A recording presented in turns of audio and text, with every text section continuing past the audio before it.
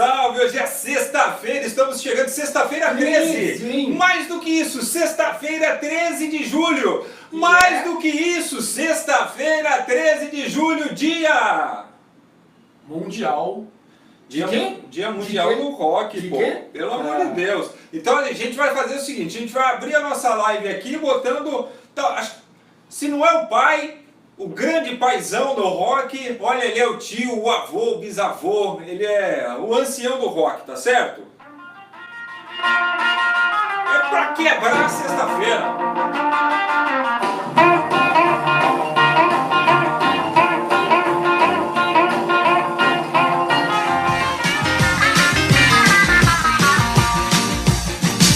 Deep down in Louisiana, close to New Orleans, well back up in the woods of Murphy Evergreens, stood a log cabin made of earth and wood. Well, lived a country boy named Johnny B. Good. Never learned to read and write so well. He could play a guitar like a ring and a bell. Go, Johnny, go, go. Go, Johnny, go, go. Go, Johnny, go, go.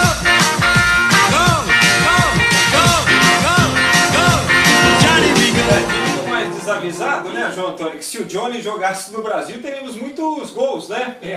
Não é bem assim, mas acabou que deu aquela casadinha com o futebol, né? Tem o gol aí. Eu fico pensando, eu fico imaginando, um abraço Frank, boa tarde a todos que nos acompanham. Eu fico imaginando meus dois filhos, o seu filho, né? São obrigados a ouvir cada coisa que tem hoje em dia, né? E cada coisa boa que tinha antes. Ainda bem que eles gostam disso aí também, que eu já passei Isso aí por é lá isso. dos anos 50, né, João? 50. É um dos primórdios aí do rock, né? Lá do berço, né?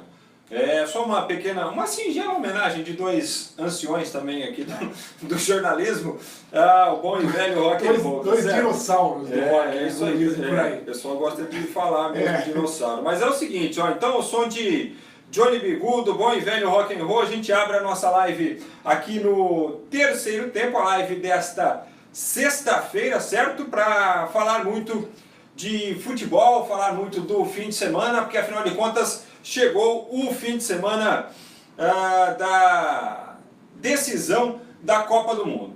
Decisão que ocorrerá no domingo, meio-dia, entre França e Croácia, uma final inédita, a França buscando o bicampeonato e a Croácia atrás do seu primeiro título, que seria evidentemente histórico para o futebol, para o esporte de modo geral. Neste sábado a gente tem ainda a disputa de terceiro lugar, vamos falar um pouquinho sobre isso e daqui a pouco a gente vai rolar a bola também para trocar uma ideia sobre os clubes aqui do Brasil. Começando com o jogo do sábado aí, João Antônio, Bélgica e Inglaterra, muita gente até imaginou que pudesse se tratar de uma decisão, a gente falou muito da Bélgica aqui antes da Copa, durante também, né? Pela brilhante campanha que essa seleção belga fez. Acho que disputar o terceiro não desmerece em nada Claro. tudo aquilo que foi projetado com relação a esta geração da Bélgica, né? Ganhar, perder faz parte do jogo, tanto que assim, tantos favoritos ficaram aí pelo caminho, mas o que você acha? Quem que chega mais motivado ou menos cabisbaixo para essa disputa de terceiro lugar? Porque a gente lembra que uma disputa de terceiro é uma disputa de perdedores, né? Eu acho que chega mais motivada a seleção da Bélgica. A Inglaterra, a gente já sabe que, inclusive, o Southgate já disse que vai mexer em alguns jogadores, o time também teve algumas prorrogações, já tem o Henderson que está praticamente fora, que está machucado, tem jogadores também que andaram sentindo, o Dele Alli veio de contusão, o Young saiu machucado, o Trippier é dúvida também, saiu machucado, a Inglaterra ficou com um a menos, inclusive, naquele jogo, quando foi eliminado pela Croácia. E a Bélgica não, a Bélgica tem a possibilidade de mais uma vez chegar aí, já chegou entre os quatro, a Bélgica já foi semifinalista em 86, só que aí ficou em quarto lugar, ficaria numa posição melhor do que em 86 a seleção belga, provando realmente que essa geração é uma geração muito boa e ainda tem lenha para queimar em 2022. A Inglaterra também tem muita lenha para queimar, essa geração da Inglaterra é muito jovem, Dele Alli é novo, o Rashford é novo, o Sterling é novo, o Kane tem apenas 24 anos, então é um time que ainda tem um bom espaço de crescimento para a próxima. Mas como perder daquela forma? A Bélgica perdeu para a França, um jogo normal, a Inglaterra entregou o jogo com uma falha no final da prorrogação praticamente, teve que correr muito. Então eu vejo que a Inglaterra ela vem mais cabisbaixa e a Bélgica mais motivada, o que não quer dizer que a Bélgica vai ganhar. Mas claro, em relação à motivação e a ficar um pouco mais abaixado, cabisbaixo, eu vejo que a situação é essa. Bélgica mais motivada e a Inglaterra vai ter que superar tudo que aconteceu no jogo contra a seleção da Croácia para ganhar esse terceiro lugar. Se tivesse que destacar um jogador da Bélgica e um da Inglaterra, qual que você pensaria, falar, pô, esse se destacou, esse sobressaiu com relação aos companheiros, ou de uma forma geral, ou por isso ou por aquilo, João? Se fosse um só, eu diria que eu ficaria na Bélgica ainda com o Courtois, porque ele foi muito importante quando a Bélgica foi pressionada, contra o Brasil principalmente, e até em outros jogos, porque o De Bruyne e o Hazard tiveram uma grande Copa, mas eles acabaram afundando no momento que mais era necessário. E não que o Courtois tivesse tido uma atuação brilhante contra a França, mas pegou muito de novo, e eu acho que não teve culpa no gol, a cabeçada foi na pequena área, tirando o goleiro. Então eu diria que no lado da Bélgica eu ficaria com o Courtois. E do lado da Inglaterra, eu ficaria mesmo, não tem como não ficar com o Harry Kane, porque ele fez 6 gols, é atual artilheiro da Copa do Mundo e mostrou muita inteligência, mostrou maturidade por um jogador de 24 anos ser o capitão do time, mostrou que ele é aquele centroavante que fica lá isolado dando trombada, ele saía muito para abrir espaço para o time que vem de trás, jogadores que vêm de trás são muito rápidos, então eu ficaria com os dois, vai Courtois e o Kane, embora para a gente destacar, tem que destacar muita gente dos dois, porque os dois fizeram belas campanhas. Olha, para mim vai dar Bélgica nessa disputa de terceiro lugar, tá bom? É só uma, digamos assim, uma pequena antipatia pela Inglaterra. Não por seus jogadores, por sua gente e tal, mas principalmente pela maneira como venderam o Neymar. Tudo bem que o Neymar vendeu uma imagem muito ruim dele próprio, né, durante essa Copa. Tudo que está acontecendo aí, você colhe aquilo que você planta, né, evidentemente. Acho que pode ser um momento de reflexão aí do Neymar com relação à carreira dele, aquilo que ele pretende ser, como ele pretende ficar conhecido, mas os ingleses desde o início da Copa, especialmente com relação ao Neymar, pegaram muito no pé do Neymar, assim, coisa que não tinha nada a ver com a Inglaterra, é uma cisma que ela é meio uma implicância que ela sei lá, transcende um pouco a questão do esporte, pelo menos na minha opinião. Então eu vou torcer para a Bélgica. E por falar em Neymar, acabou de sair agora, a gente já colocou inclusive na nossa página na internet, né? terceirotempo.com.br, uma nota divulgada pelo Real Madrid, o site oficial do Real Madrid, dizendo que não tem entendimento nenhum com o Neymar, que tem uma boa relação com o Paris Saint-Germain e que se houver algum dia qualquer interesse em Neymar, o Real Madrid vai procurar primeiro o Paris Saint-Germain.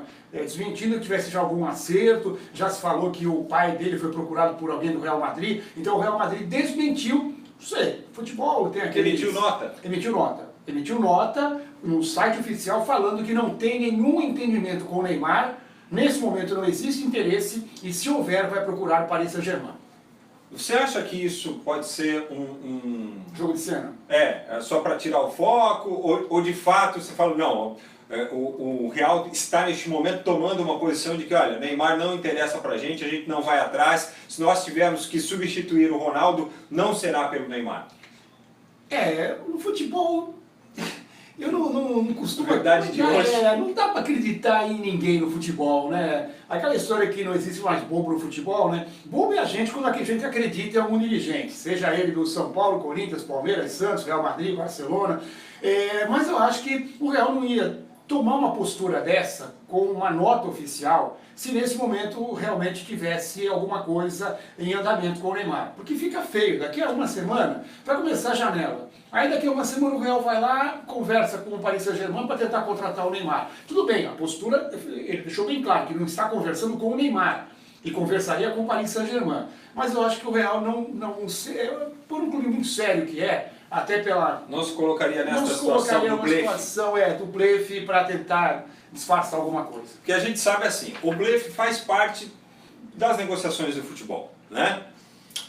Só para citar um exemplo aqui, por exemplo, eu liguei para o Dr. João Paulo de Jesus Lopes, que é uma pessoa que eu gosto muito, assim, do trato, e como pessoa mesmo. Ele é um cara altamente do bem, assim, e eu liguei para ele num domingo, junto com o Milton Neves, lá no estúdio da rádio onde a gente trabalhava, onde eu trabalhava, né, o Milton trabalha até hoje, e eu perguntei para ele, mas o Dr. João Paulo, essa questão com relação ao Paulo Henrique Ganso, é verdade que o São Paulo está contratando?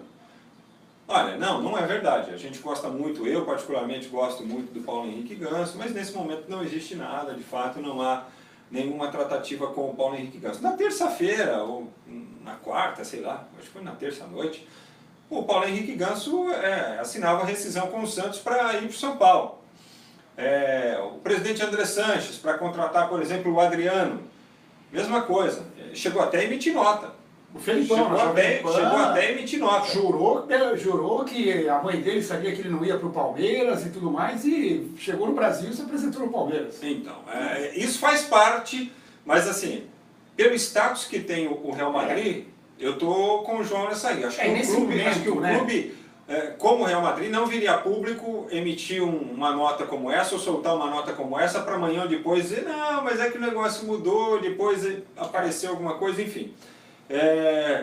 Essa é a notícia do dia, o Real informando então, através de nota, que não há interesse neste momento na contratação do Neymar e que se houvesse, negociaria primeiro com o PSG e não diretamente com o jogador ou com o seu empresário, no caso o pai dele. Porque ontem surgiu uma informação de que um representante do Real Madrid estaria na Baixada Santista atrás do pai do Neymar para tentar negociar, né? Para abrir uma negociação, para projetar alguma coisa aí para frente, tá certo? Então essa informação que o João trouxe, importantíssima informação desta sexta-feira. Você manda o seu comentário a respeito disso aqui nos comentários da nossa live também. Um abraço para a Maria de Lourdes Guerra, para o Nelson Perim, Alexandre Santos, a Maria de Lourdes que diz o seguinte, eu vou torcer para quem jogar melhor, porque agora não tem favorito. O Adriano Ambrosino, a Croácia vai atropelar a França, viu, Frank? Valeu, Adriano, grande abraço para você. Eu acho difícil atropelar. Hoje até o Sport TV está mostrando uma matéria lá falando da Croácia, dizendo que os jogos da Copa do Mundo, assim, para você chegar até a decisão, ou se você chega até a decisão, você cumpre 7 jogos, e a Croácia vai cumprir 8, porque vem de 3 prorrogações, são 30 minutos a mais em cada um, teoricamente, mais uma partida, né? Então tem essa questão física, eu não sei o quanto isso vai pesar. Às vezes o psicológico faz com que você deixe isso para trás, enfim, superação, aquela coisa toda. O Nelson Perim diz que vai torcer para a Croácia. O Robson Vitoriano manda um boa tarde aqui para a gente. Vamos ver se ele tem mais um comentário mais à frente. O Ivan Ferreira também está conosco. A Ana Maria Silva acha que a França será bicampeã, ou não sei se ela está perguntando aqui porque faltou interrogação, ela diz assim, ou não. Ana Maria Silva responde que não. O Alfredo Silva vai torcer para a Croácia. O Marcelo Rota acha muito difícil a contratação do Neymar por parte do Real Madrid. O Fraspazzi Assis, vocês enxergam nessa Copa do Mundo algum fruto tático, esquemas ou ideias que possam ser utilizadas no futebol brasileiro? E aí, João Antônio? Você viu alguma coisa que chama a atenção? Eu acho que muita coisa. Voltamos a ter aquele estilo de jogo com 2 pontas, que a gente tinha no passado, e isso aí acabou ficando no meio do caminho, mas só que agora são pontas que jogam de forma diferente, não chegam tanto assim na linha de fundo, alguns tentam, mas outros normalmente puxam para dentro para fazer a batida, ou do cruzamento, ou do chute a gol, né? E várias seleções jogaram com modelos diferentes. A Bélgica jogou com 3 zagueiros, jogou com uma linha de 2 volantes e mais 2 alas, pela direita e pela esquerda, um em cada ala, e mais 3 jogadores liberados lá na frente. Começou com o Carrasco e com o Mertens e o Lukaku, depois acabou ficando com o Chadli e também com o De Bruyne, que pegou essa liberdade contra o Brasil. A Inglaterra também joga com 3 zagueiros, só que com um volante apenas, dando, fazendo cobertura para os laterais, e aí alguns jogadores de meio campo, e o atacante, o Kane, que sai para o jogo, ele não fica fixo. Então a gente viu a França, já é um esquema mais tradicional, a França joga com 2 volantes, joga com um jogador à frente desses 2 volantes, que é o Griezmann, mas se mexe muito, 2 pontas abertos, o Mbappé pela direita e o Matuidi ou o Tolisso pela esquerda, mas que o ponta pela esquerda, principalmente, ele fecha muito para o meio, meio, para dar liberdade para o Griezmann cair naquele setor, e o centroavante que é o centroavante de referência. Então eu vi muita coisa, muitos esquemas táticos diferentes. As seleções não jogaram iguais, eu não vi muitos jogos em que a gente teve o tradicional espelho, uma seleção com esquema igualzinho em relação ao outro. A França, por exemplo, joga no esquema que jogou o Brasil, parecido, com 2 volantes, um jogador mais liberado, que é o Griezmann, e no Brasil era o Coutinho, e os 3 homens de frente. Então, eu vi muita coisa diferente. Eu acho que técnico sabendo usar... Sabe que me chamou a atenção, que eu gostei na seleção da Bélgica, que o Roberto Martínez, ele tirou muito, um pouco desse mito que ficou criado agora, de uns tempos para cá, assim, o futebol, assim, ele é muito participativo e muito mais coletivo. Todo jogador tem que saber fazer a movimentação para contribuir na marcação, para contribuir para fechar os espaços. Lukaku não tem compromisso nenhum com marcação. Exatamente. O negócio dele é o seguinte: você fica aí na frente, você dá trabalho para quem estiver te marcando. Certo? Contra o Brasil, por exemplo, que ele não jogou feito uma referência, ele jogou até pelos lados do campo, né? Até para auxiliar ou para dificultar mais as ações dos laterais do Brasil. Essa falta de compromisso que eu achei interessante, porque ele conseguiu fazer um esquema em que assim, o atacante está lá, então você tem a liberdade para ficar aí dando trabalho para os outros. E aí o que ele fez? Ele armou um meio campo que não faz com que os demais jogadores fiquem sobrecarregados, porque tem um homem lá que não tem esse compromisso de marcação. Não faz essa falta na marcação, né? Isso eu achei interessante. Porque é o que a gente discutiu aqui em relação ao Gabriel Jesus. Ele ficou com uma função tática importante, segundo o Tite, só que o Brasil perdeu um homem de área, que não incomodava os zagueiros. Então aí os zagueiros têm mais chance para sair jogando, ficam com mais tranquilidade na hora de uma bola esticada. Então realmente o Lukaku ele teve essa liberdade dada pelo Martínez. Olha, um abraço pro Márcio Tuller Espósito. Ele acha que o Neymar, que ele chama de Neymar, é um ex-jogador em atividade, ele está lá no Canadá, acompanhando a gente. Um abraço para você, para toda a comunidade brasileira aí no Canadá, para o Marcos Rodrigues também, nosso parceiro que está lá no Canadá, sempre acompanhando a gente. A Maria de Lourdes Guerra: o que eu gostei dessa Copa foram os esquemas táticos sempre diferentes. Concordo, cada jogo era uma novidade tática. A Regi Cleide Maria disse que vai torcer para a Croácia. E aí, na decisão, João Antônio, no domingo, França e Croácia, dá para apontar extremo favoritismo para a França ou extremo também? Não. Uma final de Copa do Mundo você não pode colocar extremo favoritismo em situação nenhuma, porque se a Croácia chegou lá, ela teve mérito para chegar. E ela tem um bom time, a gente sabe disso. Claro que a França é melhor? Sim, é melhor. Eu já falei aqui algumas vezes da espinha dorsal da França, tem jogadores de muita qualidade, tem 5 ou 6 jogadores de altíssimo nível, até mais do que isso. Eu vejo o Lloris, vejo o Varane, vejo o Pogba, vejo o Kanté, vejo o Mbappé, vejo o Griezmann, de categorias inquestionáveis. O Umtiti também é um jogador que entra mais ou menos nisso. E aí a gente fica com 2 ou 3 jogadores só, como o Pavard, o Hernandez, que compõem bem o grupo, são jovens. E lá na esquerda o Matuidi ou o Tolisso, e no ataque o Giroud, que é um jogador fraco, mas é esse que é o problema, ele defende, ele ajuda a defender, ele também atrapalha os zagueiros, incomoda. Então a França é melhor, mas pelo que a Croácia fez até aqui, e pelo que a gente já falou do povo da Croácia, de todo sofrimento, é um país novo, é o segundo menor país a chegar numa final de Copa do Mundo, só perde para o Uruguai em tamanho. Então eu acho que é favorita, mas não dá para apontar um favoritismo escancarado. Eu colocaria 60% a 40%, me surpreenderia uma final de Copa do Mundo com uma goleada para um lado ou para o outro, claro. Mas a possibilidade maior, é claro, para a França. Bom, eu acho que a França tem um certo favoritismo, sim, também. Agora, ô João, aposta, para você, quem é que vai ser eleito o melhor jogador da Copa? Bom, claramente, eu acho que o melhor jogador da Copa tem que ser da seleção que ganha. Não adianta, que nem aquela vez em 2002, colocaram o Oliver Kahn como o melhor jogador da Copa, ele tomou um frango na final e a Alemanha perdeu para o Brasil. Então, se a Croácia for campeã, não tenho dúvida que será o Modric. Até pelo que ele andou fazendo, no jogo contra a Argentina principalmente, ele apareceu muito. Se a França for campeã, depende da atuação dos dois, do Griezmann e do Mbappé. Mas eu acho que, pelo carinho que está tendo, eu acho que o Mbappé entra com vantagem em relação ao Griezmann. O Griezmann teria que jogar muito ser responsável Pela plasticidade do futebol, pela acho que ele tem plasticidade vantagem. do Vantagem. Mbappé, aquela arrancada, aquele passe de calcanhar. Então eu vejo que o Mbappé ele entra com vantagem em relação a qualquer um deles, ao Griezmann e ao Modric. Mas tudo vai depender quem vai ganhar a Copa. Ó, Leandro Galvão disse que o melhor jogador da Copa vai ser o Modric. Ele é lá de Santos, ó. Ele Opa. falou, Leandro aqui de Santos Futebol Clube, ele escreveu. A Lohane Na minha Almeida cara. diz que o Neymar vai calar os críticos, precisa ver quando. Eu torço por isso também, porque eu gosto muito do Neymar, viu? Já comprou 20 mordaças. O Neymar saiu menor do que quando entrou na Copa, diz o Leandro. O Nelson Perinho, o Neymar está preocupado com o que pensam dele, dor de cotovelo. O Mbappé será o melhor da Copa para Lohane. Eu acho que tem muito sim também de inveja, de dor de cotovelo. Só que assim, o Neymar tem parcela de culpa, tudo que está acontecendo com ele, principalmente esse negócio de virar chacota, aí, sabe? De exagerar demais na encenação.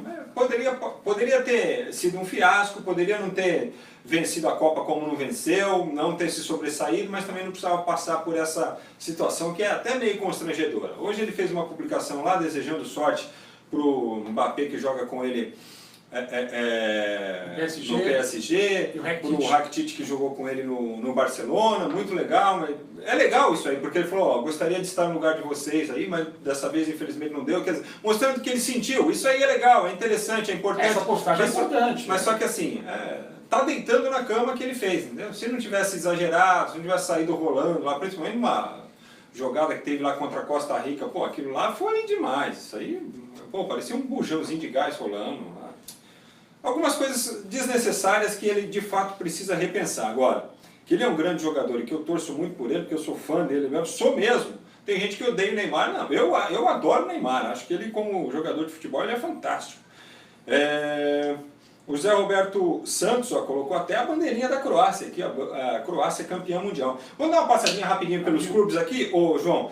Bom, o Palmeiras confirmou venda de Roger Guedes lá para a China, para o Shandong Luneng, aumentou a participação dele de 25% para 45% na transação.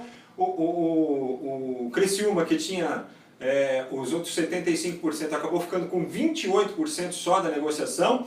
E o Atlético Mineiro foi o grande beneficiado, saiu com 27%, ia ter só um percentual de vitrine, saiu com um percentual legal. Então, assim, acabou sendo um bom negócio para todo mundo, para o Palmeiras. Financeiramente, né? Porque o Atlético claro. perde o artilheiro do campeonato, que a gente já falou, né? Mas o Palmeiras tem essa vantagem, ele aumentou a participação dele, quer dizer, ganhou mais do que deveria, inicialmente, tirou um atleta do rival, que estava emprestado, que era o artilheiro do campeonato, estava fazendo diferença lá, e o Palmeiras, teoricamente, disputa aí uma condição de ser um pouquinho melhor na tabela, quem sabe até um título contra o próprio Atlético, que está ali também entre os primeiros, né?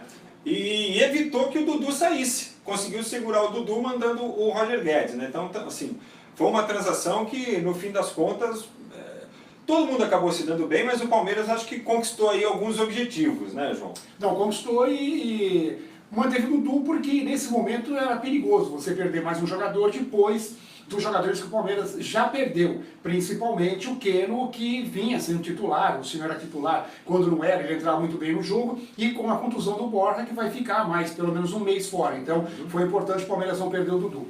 Bom, o São Paulo conseguiu se livrar do Cueva e ainda fez uma grana, 8 milhões de euros, eu marquei aqui, 36 milhões de reais, vai jogar no Krasnodar, lá na Rússia, voltou da Rússia agora, então ele já vai para lá.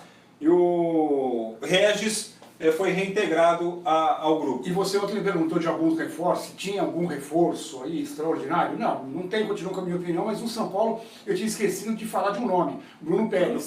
Ele foi muito bem na Itália, virou ídolo no Torino, estava jogando na Roma, estava indo bem também. É um jogador que vai dar uma sustentação muito boa para o São Paulo, principalmente no aspecto ofensivo. Ele é um bom jogador que saiu do Santos e acabou indo para a Europa e lá evoluiu muito. É uma contratação muito boa também que o São Paulo fez. Mas o São Paulo ganhou 2 laterais aí no mesmo dia, porque o Bruno Pérez começou a treinar agora e o Regis foi reintegrado. O contrato dele havia sido suspenso no dia 11 do mês passado, ou seja, um mês atrás, até por isso o São Paulo foi atrás de outro lateral, porque tem a possibilidade de perder o Militão também, que é hoje o titular da posição, né? E acaba que neste momento está lá com o Militão, com o Bruno Pérez e com o Regis reintegrado. E claro que o futebol dele não é o mesmo quando ele joga improvisado, mas também comentei muitos jogos do Bruno Pérez jogando como lateral esquerdo.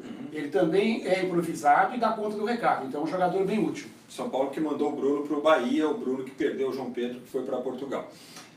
O Santos está num rolo aí, pode perder o Léo Cittadini de graça, porque ele não conseguiu renovar e aí ele já pode assinar pré-contrato, o empresário dele está na Europa, parece que vai assinar com o Porto. Benfica. Benfica, então. E aí, se assinar, o Santos ameaça tirá-lo, colocar no Santos B, enfim, o Santos está se atrapalhando lá, hein? Aquele negócio do atacante lá, o Jonathan Alves, que era nome, já acertou com o Internacional, já chegou lá em Porto Alegre, ontem mesmo, né? Mas já deu uma clareada, deu uma clareada no caso do Sanches. O Santos espera acertar com o volante uruguaio, que está no futebol mexicano, seria realmente uma boa contratação. Mas o Santos tem que abrir o olho porque está complicada a situação. O Santos, muita gente que o Santos tentou, não quis jogar no Santos. Brian Ruiz é uma boa contratação, se vier o Carlos Sanches, o Santos fica bem mais forte. E vai ficar faltando esse atacante aí, tá perdendo, hein? Tá perdendo as oportunidades, deixando passar o Santos meio enrolado. E no Corinthians a novidade hoje foi que o Balbuena deu adeus direto para Fiel, né? Foi lá pro West, né? O Corinthians não teve uma grande novidade, né? Apenas a gente vai esperar como que o time vai exportar sem mais 3 jogadores, né? Sem o Michael, sem o Balbuena, os dois acabaram indo embora agora também. E por isso mesmo o Corinthians não contratou grandes nomes, contratou aí o Avelar, trouxe também o centroavante, o Jonatas.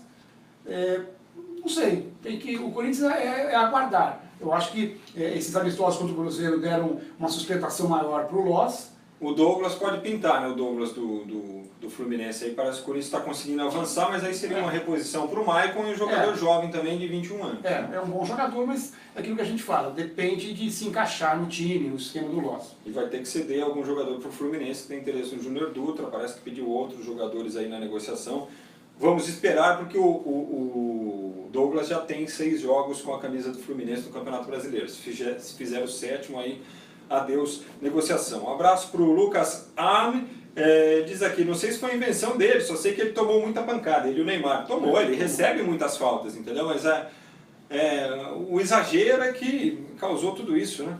Adoro o Neymar, diz aqui a Maria de Lourdes Guerra, tenho saudades de vê-lo jogar aqui em Barueri. O Márcio Cassarotti diz que vai dar Croácia na cabeça e o Fred Souza manda um alô pra gente aqui. Mais algum destaque aí que mereça um posicionamento? Não, só mais um destaque, né?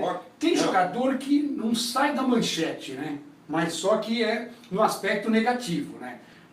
Paulo Guerreiro mal saiu desse problema do doping. O Flamengo ainda não sabe se pode escalar o Paulo Guerreiro. A CBF lavou as mãos no caso, porque como foi dada uma autorização específica para ele jogar a Copa do Mundo, a CBF não quer autorizar, não quer se comprometer a autorizar o Flamengo a usar o Paulo Guerreiro, então ele ainda não sabe se poderá jogar pelo Flamengo no pouco tempo que tem de contrato, né? E agora ele vai de novo para as manchetes, foi pego numa blitz, dirigindo sob efeito de álcool e está vai ficar um ano sem poder dirigir. Tem jogador que quando a gente espera que não vai ouvir mais nada dele, ele inventa alguma, Frank. Bom, parabéns então, viu, o Guerreiro.